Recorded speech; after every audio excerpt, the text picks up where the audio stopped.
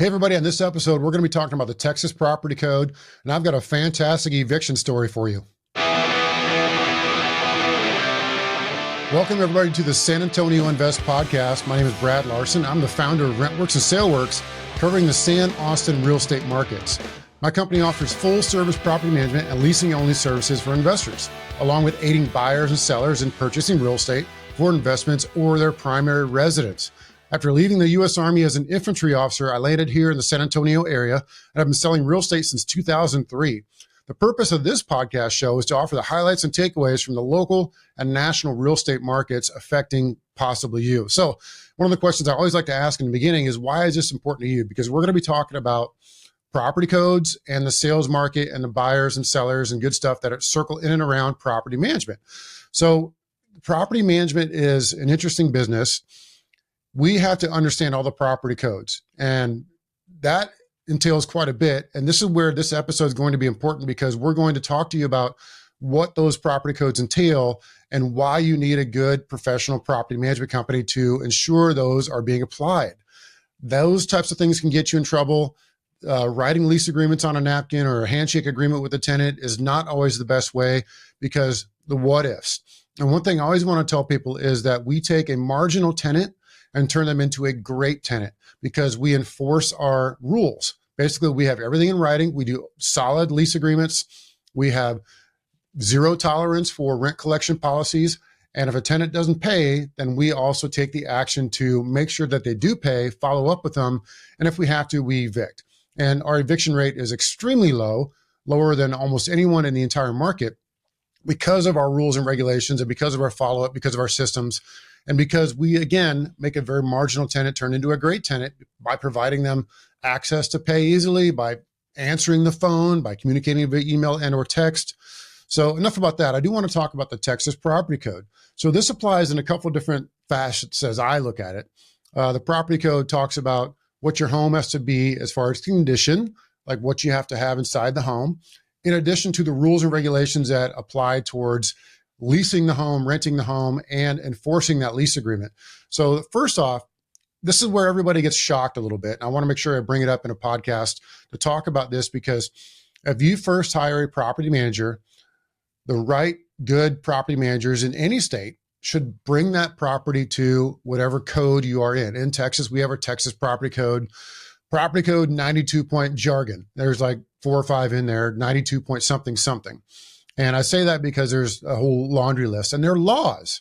Make no mistake, that's the law. Property code is a different term for law. These are devised and voted on and put into action by our state government. So some of the things that catch people off guard is that we have to make the properties to property code.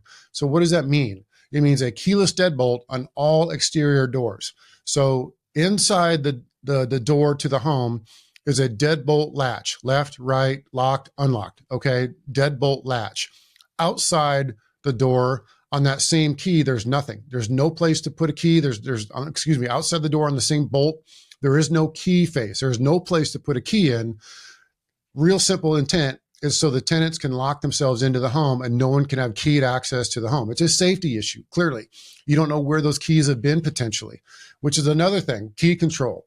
Obviously, we have solid key control techniques inside of our business. And what we do is we rekey every single home prior to that new tenancy.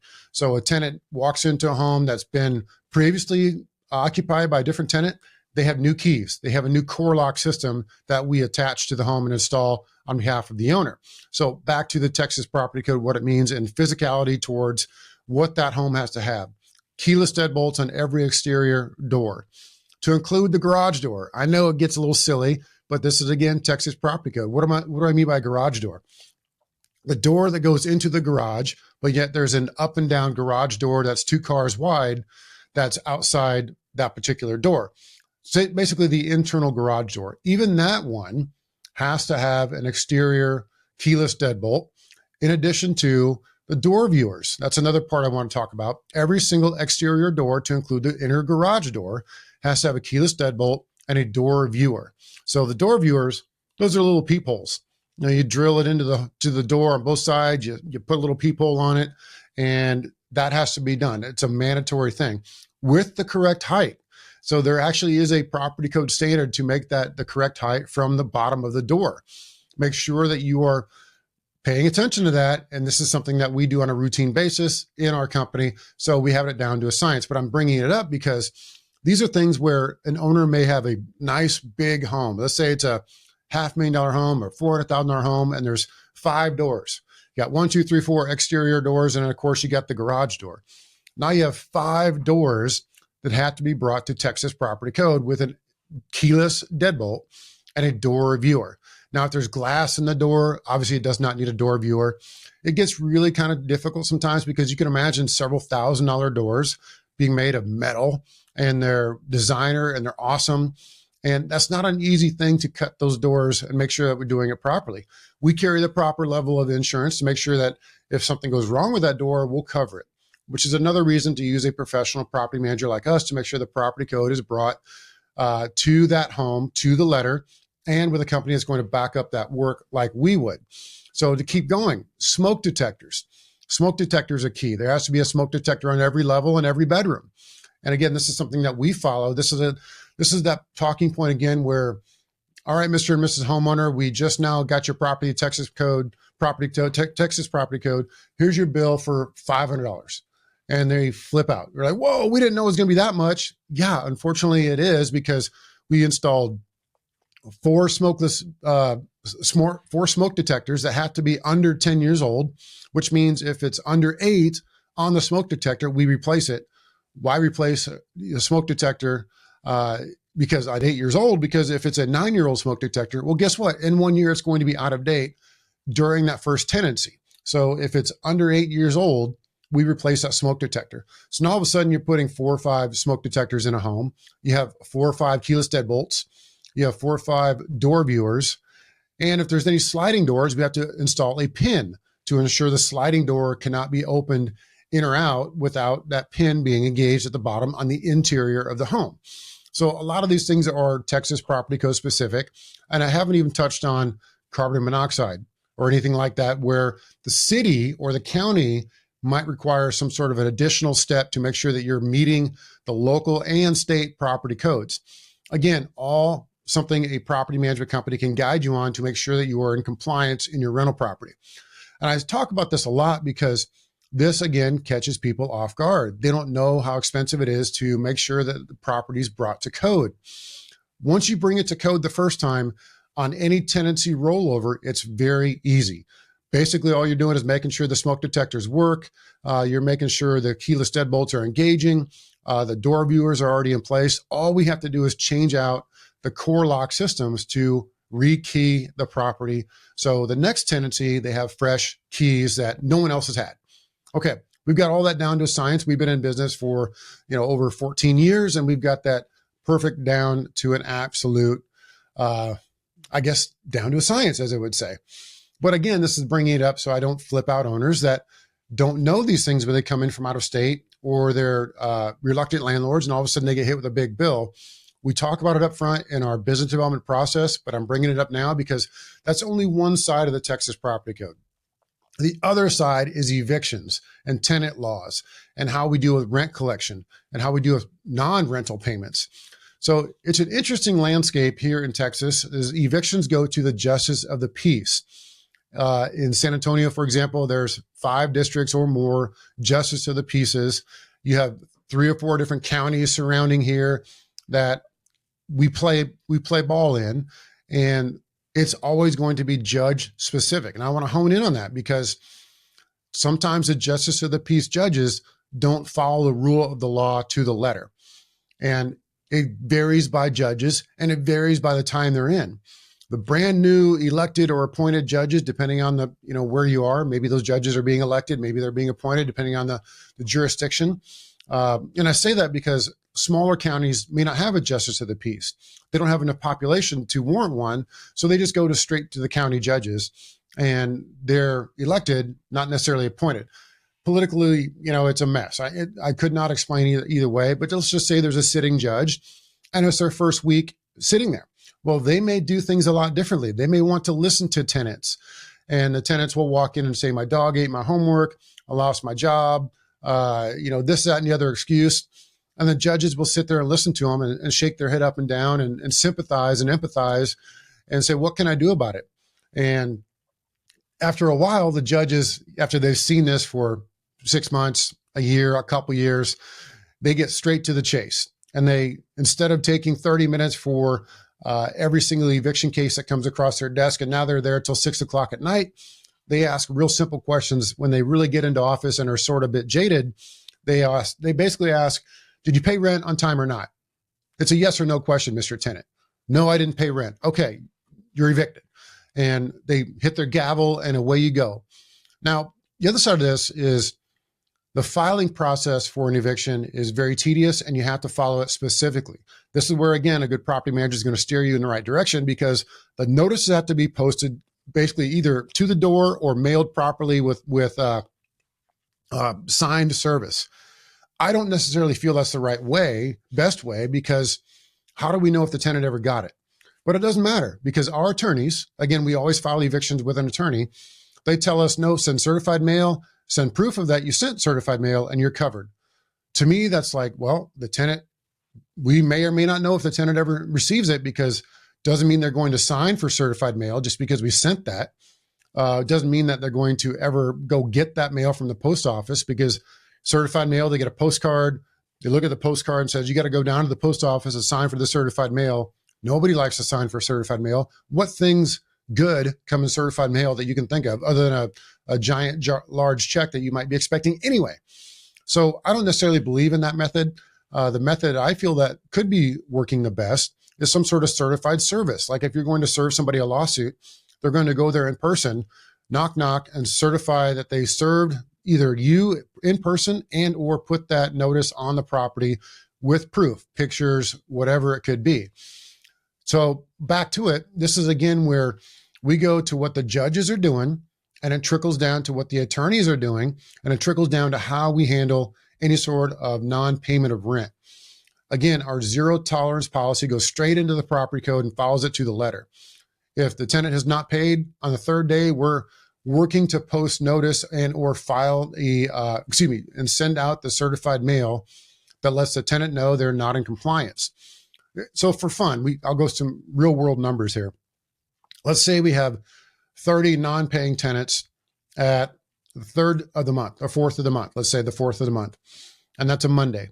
So we'll send out 20 certified letters to all those tenants in compliance to what the attorneys want us to do, in compliance to what the judges want the attorneys to show them in eviction court. Again, it's a trickle down to how we operate to get to that point to where if we really had to file the hardcore, we have to evict somebody, all the steps are done correctly. Because if they're not, judges will kick it out for 30 days. Well, we don't see here, the judge will say to the attorney, we don't see here that you showed proper notice, that you showed that you properly served this tenant. So we're kicking it out for 30 days, restart the process. We've been obviously in that scenario before because judges change how they do things. Attorneys change how they're used to doing work with judges. Judge gets sick and a new judge comes in, right? Same justice of the peace district, new judge is filling in that day because the other judge is out. So everything can change from day to day. So we just try to do our best. Back to this, the notice of non-payment sent to the tenant, and then that's going to trickle up into a actual filing. So back to the point though, of 20 letters have been sent out. We're going to get 18 or 19 of those tenants are going to respond right away. I'm sorry, I missed my payment. I'll pay you tomorrow. I'll bring you a check tomorrow. I'll pay online right now. I'm sorry. We get a lot of that. And then typically we end up filing 1 to 2 evictions per month. And once that eviction's filed, then the tenant is actually served notice from the court. Basically a constable is going to go out to the home and serve notice of the eviction. And that's again where they're surprised and they didn't realize anything was going on or something was wrong, or, worst case scenario, I'm going to tell a little horror story. We did a full-blown eviction. This was about 10 or 12 years ago. And I personally attended it. Again, side story, gang, so bear with me. So we go to the eviction. The constable is there. I've got 5 guys that are hired to ensure that the eviction goes smoothly, because the constable says, if you're going to forcibly do this detainer to where you're going to execute the writ of possession on the home, you have to have one guy per bedroom. That's what I've been told. Okay. The constables, you gotta honor what they tell you, right? So one dude per bedroom, they're ready to go. We walk up to the home. We have the 4 guys in tow with me. The constable is there. And the dad, who is probably in his 60s, was shocked. He had no idea what was going on. It turns out his son-in-law, who was probably in his 30s, was supposed to be paying rent and was not paying rent. This was all news to the father. I thought the father was going to kill the son on the front yard in front of the constable. It was pretty hairy. So the father apologized up and down to us because he had no idea he was late on rent. He had no idea the eviction was pending. He had no idea people were going to show up to his front porch that morning to forcibly remove them from the home. And I worked with the constable. I said, yep, let him go get a certified check. His son-in-law, I should make that clear, it was son-in-law. So even more juice to that. He was about ready to strangle his son-in-law on the front lawn. So the son-in-law runs to the bank, comes back real quick with a $5,000 or $8,000 certified check. I can't remember what it was going to take to catch him up. And then we stopped the eviction process right there. But holy cow, I can imagine on the inside of that home that day, that was a pretty stressful deal. Anyway, side story there, because I just remember that distinctly. One thing that's going to come out of the property code on this discussion point is the late fees and everything have to be applied correctly. Any sort of late fees, any sort of eviction fees, there are limits now. This is a recent change in the law that now we have a limit on those late fees. Make sure that you are applying those correctly and or your property manager is applying those correctly, because those are things that can bite you. If an attorney gets into court and they see that you're overcharging the tenant for late fees, that could really tick off a judge and they'll just throw the whole thing out. Now, the last story on this is some of the JPs locally will not talk to a non-attorney. I've sent property managers into court before on a simple non-payment of rent eviction, and the judges would not even talk to them because they weren't attorneys. Shocking to us, because the justice of the peace is supposed to be more like a consumer-friendly, resident, citizen-friendly court, but the judges wouldn't even talk to us because there was no attorney involved. So from then on, we've made a policy, and we've always stuck to it, that we go into court on an eviction case with an attorney. Now, we talked about 20 that non-paying tenants per month for fun. That boils down to one eviction every other month that we actually have to attend. That boils down to maybe 1 or 2 forcible detainers, writs of possession that we ever execute during any given time of the year. And we do about 400 to 500 lease agreements a year. So those are good numbers. Okay. And again, that illustrates the point of you take a good property manager, they're going to take an average marginal tenant and turn them into a great, awesome paying tenant. Okay. I want to get to the market side. The feel of the market right now. And now we talked about property code at length on the left side, right side there. The market right now is tough. The listings are not potentially selling. The sales are down. The sales prices are up. It's just a really slow time. So we've seen more homes come on the market in the last 6 months to a year than we've ever seen in the past.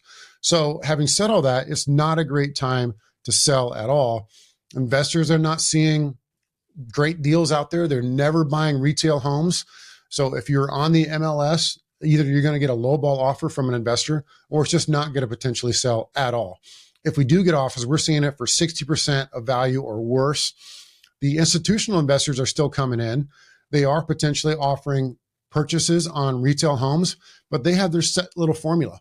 And you might have a home listed at 200,000 or 300,000. They're not going to give you that offer. They're going to give you maybe 80, 85% of what you're looking for. So the triangle, as we call it here in Texas, we have Dallas down to Houston, over to San Antonio, up to Austin, up to Fort Worth. The triangle, that basically it accounts for roughly 27 million plus people. The silver lining in all of this is that people are still moving into the triangle, into the golden area of Texas, and the population ends to be increasing. So naturally, when you have an increasing population, you have a demand for housing. This is potentially a good time to buy. So I'm flipping this around on you, that if you are looking as an investor, now is a good time because we have potentially more people than ever selling, the population growing. There are good times to buy. There's a saying that says when everybody's looking to sell, you should be looking to buy. So that's your pitch for the day on buying more homes in the region. Okay, what if you have decided to sell? You're going to take the funds and put it into a business. You are sick of the market and you're done. You've decided to sell 100%. So I always ask people, what's their plan? Have you talked to a professional financial advisor, a CPA? You're going to get a big chunk of money. You're going to have to pay capital gains, possibly on that money. Have you talked about doing a 1031 exchange with an intermediary? There's another way to potentially move out those funds and be tax-free. Have you looked at even opportunity zones to buy another property or two or three? So those are things you want to potentially ask first. If you are committed to sell and there is a tenant in place, the first thing we do is we go and talk to the tenant. Maybe the tenant wants to purchase the property. We give them an opportunity to purchase form. There is no price quoted in that form. It basically just asks the question, Mr. Tenant, the owner of the home or seller wants to potentially offer the home to purchase to you. Now, this is where the tenants potentially have a tough choice. We recommend they do not bring a buyer's agent because any of that buyer's agent commission is going to be added on top of the potential asking price. The tenant's already in home. What do they really need a buyer's agent for? We can help them accomplish the paperwork and save on their commissions big time. So that's a great first opportunity we seek out, is to see if the tenant wants to buy the home first. Then if the tenant does not want to buy the home, tenant says, nope, I'm moving, I'm out of here at the end of the lease agreement, we always recommend to sell the home as a move-in ready vacant home. And I say move-in ready because buyers want to see a move-in ready home. Most of the buyers right now are primary residence type buyers. There are a few investors out there, but they're looking at the deals. They're the sharks. They're looking for the 60% value on that particular home. The people that are buying homes right now are first-time home buyers that are going to live in the home. They need to have a move-in ready home. If there's any sort of repairs or cosmetic issues that you can clean up prior to listing the home for sale, that's ideal. If a tenant walks in and says, if a potential buyer walks in and says, yep, I can do everything, I see everything, it's all good, they know they can get the deal done because they only have a limited pool of funds. A lot of them are buying FHA or scraping together 20% to do a conventional loan. And the interest rates are not great, so they have to use every single penny to get the proper loan that they need just to be able to close. But back to this, it is a fantastic time to buy a home. More and more sellers are listing the properties and there's not a lot of traction on them. We're not seeing a lot of traction on listings that we take. I'm the one personally doing the sales here at RentWorks. And so we see a lot of these sales come in and we're actually trying to talk people out of selling their home. I would say give it another year or two, but if you want us to sell your home, I will personally handle it and sell your home for you. So I want to reiterate one simple truth. Wherever the population increases, so does the demand for housing. I think we're in a very solid real estate market. So I would think that if you are looking to buy an investment property, this is a great place to do it. We offer great incentives for full service property management. If you're an agent out there and you wanted to bring us a client for us to manage, we offer a fantastic 777 referral fee program with a client return guarantee. And of course, we offer a flat commission. So if you are interested in selling your property that RentWorks manages, or even one that we don't, we can offer you a flat rate 2.5% on the listing side. So to learn more, visit rentworks.com to check us out from there. And I appreciate you all listening into the podcast and look forward to the next episode. Thank you.